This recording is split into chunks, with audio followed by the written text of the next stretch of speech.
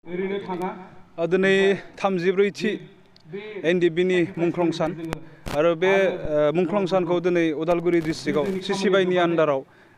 जोङो मोननै group Hiren group आरो रन्जन दैमारि सारजों दैदेनजानाय ग्रुपा जोङो गाजा गोमजायै खुंदों जोंनि मुंख्लंफोरखौ जोङो बिबार बावदों आरो बिथांमोननि जि सिमांमोन आद्रा थानाय जि सिमां जायफोरा जि सिमांनि थाखाय दिनै गावनि आगोमा थै जिउखौ बावसोमलांबाय बे बिथांमोननि आद्रा थानाय सिमांखौ दिनै जोङो गोसोखांफाफिनदों आरो बे सिमांफोरखौ दिनै जोङो मोनफुंनांगौब्ला साफ्रोम गोथाङै थानाय बर' रायजो राजाफोरजों लोगोसे एक्स एनडिबिफोरा दिनै मा मा बिबान दङ बेफोरखौ दिनै जों सावरायलायदों दिनैनि बे एनडिबिनि मुंख्लं सानखौ लोब्बा लाखिनानै बेबायदि हाबाफारिफोरखौ दिनै जों लानाय जादों जिहेतु माखासे समाव एनडिबि मार्टियार्स न'खरफोरा धरना होबाय थानायखौ नुनो मोनदों बे बिथिङाव मा बुंनो दिनै बयनिख्रुइबो लासिंसिं बाथ्रा जायफोरा दिनै सोरखाराव दङ बे दिनै एनडिबिनि जेननाय नङा बियो दिनै एनडिबिखौ एकर्ड खालामखांनायनि उनाव जिबायदिहै माने क्लजआव लिरनाय बाथ्राफोर दङमोन रिहेबिलिटेसननि बाथ्रा एक्स ग्रेसियानि बाथ्रा मुंख्लंफोरनो जि अनसुंथाइ होनायनि बाथ्रा बेफोर बाथ्राफोरखौ दिनै मावफुंनांगौआ दिनै सोरखारा एक्स एनडिबिया नङा दिनै मुंख्लं न'खराबो नङा बिथांमोननो होनोसो नांगौ खिन्थु जायफोरा होगिरि बिथांमोना होनो हायैयासो बे देरसिन लासिंसिं बाथ्रा दिनै मुंख्लंफोरखौ लानानै मानो बेबायदि एलेहुवा खालामदों मोनसे बाथ्रा दङ दिनै जाय हारिया मुंख्लंफोरखौ सिबिनो रोङा जाय हारिया मुंख्लंफोरखौ मान सनमान बावनो रोङा बै हारिया बुहुमनि बिखानिफ्राय गोमालांनो गोरलै बा बे हारिया बुहुमनि बिखानिफ्राय गोमोरलांनो सम नाङा होननाय मोनसे बाथ्रा दङ दिनै जायफोरा सोरखाराव दङ जायफोरा दिनै बे अनसुंथाइफोरखौ होनो हायो बिथांमोना दिनै एलेहुवा खालामनाया मुंख्लंफोरखौ असनमान खालामनाय जादों नामा एनडिबिनि बिर जोहोलावजोफोरनि मुंख्लं न'खरफोरखौ दिनै असनमान खालामनाय जादों नामा बेखौ दिनै जोङो साननो गोनां जादों आरो दिनैनि बे मुंख्लं साननि गेजेरजों जों खावलायनो हास्थायदों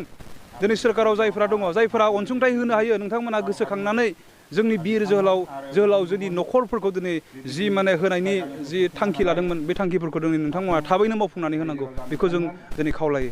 नोंथांमोना बे मुंख्लं फालिनायाव नोंथांमोननि गेजेराव दिनै सासे एक्स एनडिबि गैया नोंथांमोना मा दुखु फोरमायनो सानो दिनै बयनिख्रुइबो दुखुनांथावना बाथ्रायाथ' बे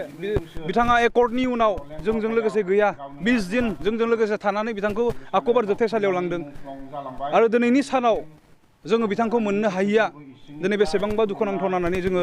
सानो आरो जोङो फोरमायनो हास्थायो मानो होननानै बुङोब्ला बिथांखौ 2020 मायथाइयावनो एकर्डनि उनावनो लोगो लांदों दिनै 2022 जाबाय बेबायदि सम बारलांबाय बिथांखौ दिनै बरनबोनो हायाखै बिथांखौ दिनै सोरखारा दिहुनाखै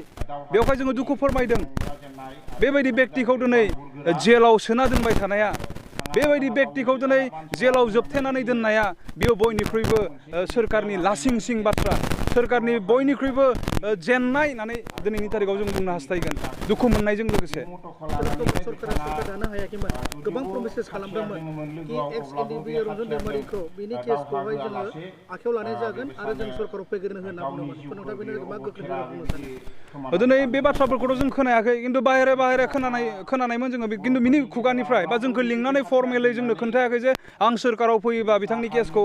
नायगोन जोङो बिथांखौ उदां खालामगोन बे बाथ्राखौ आं बिथांनि खुगानिफ्राय खोनायाखै खिन्थु माखासे ओनसोलफोराव जों जेब्ला हाबदों जोंहाबो गोबां मानसिफोर दङ बिथांमोनजों जों जेब्ला सावरायदों अब्ला जोंनो खोन्थादों जे प्रमदआ सोरखाराव जुदि फैयोब्ला बिटिसिनि खुंथाय गोहोआव बिथाङा फैयोब्ला एनडिबिनि गासै जेंनाफोरखौ बिथाङा सुस्रागोन होननानै बाथ्रा होदों होननानै जोंनो माखासे सुबुंफोरा खोन्थादों नाथाय दिनैनि तारिखआव जुदि होमारदोंब्ला बै समाव खोथा जुदि होमारदोंब्ला दिनै गावनि खोथाखौ मानो लाखियाखै आं बेखौसो दिनै कुइसन खालामगोन नोंथाङा जुदि खोथा होमारदोंमोनब्ला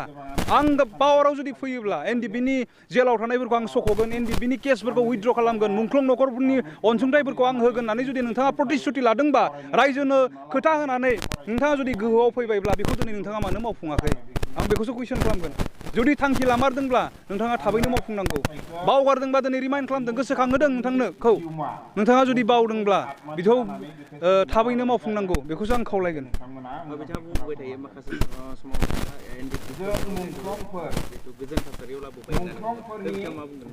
नाय मोनसे बाथ्रा एनडिबिनि जि संग्राम बे संग्रामा सान्तिनि थाखाय संग्राम नङामोन जों जेब्ला हाग्रायाव दङमोन जोंनि लिडारफोरा जोंनि दैदेनगिरिफोरा जेब्ला संग्राम खालामदों बे समाव खुनु गोजोननि बाथ्रा गैया खुनु सान्तिनि बाथ्रायानो गैया जों दुखु खस्थ' लानानै संग्राम खालामदोंमोन एकमात्र बर' हारिया जाहाथे जों बुहुमाव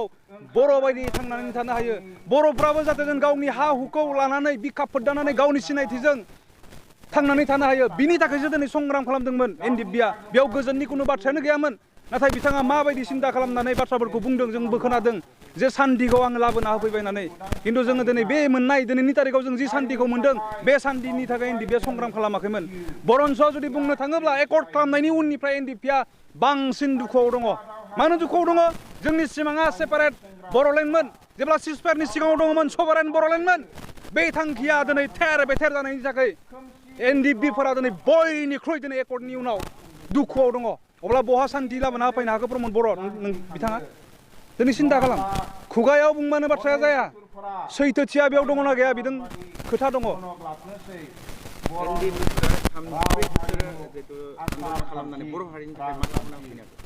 दिनै बेखौथ' बयबो मोनथियो दा जों एकर्डआव जि मोननाय क्लजफोर बेखौ जोङो बारे बारे बुंबोबाय थादों एनडिपिनि लुबैनाय बायदि बिन्दो मोनसेबो दिनै बिटिआर एकर्डआव सेबखांजायाखै आं एज ए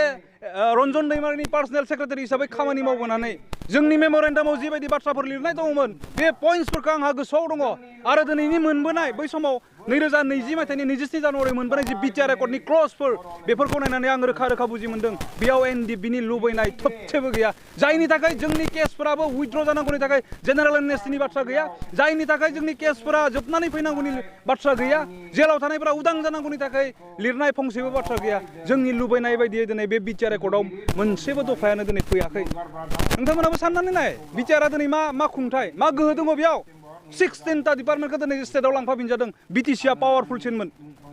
जाय गोहोखौ दिनै हाग्रामा महिलारि बिथाङा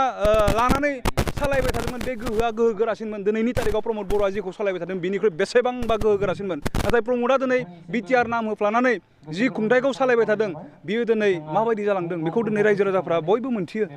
जों नुगासिनो दङ मेगनजों अब्ला बेजों जोङो बुंगोन बिटिआर एकर्डनि गेजेरजों जों बर' हारिया जेबो मोनाखै जों एनडिपिनि लुबैनाय बायदि जेबो जायाखै बेखौ दिनै जों दिनैनि तारिखाव बुंगोन नोंथांमोनखौ थांनाय बोसोरसे सिगां नुनो मोनदों कि जेब्ला नोंथांमोना मोननो गोनांखौ जेब्ला नोंसोर दाबि होदोंमोन बे 4 लाखखौ मोननो थाखाय अब्ला नोंथांमोननि गेजेरनि एक्स एनडिपि वर्कार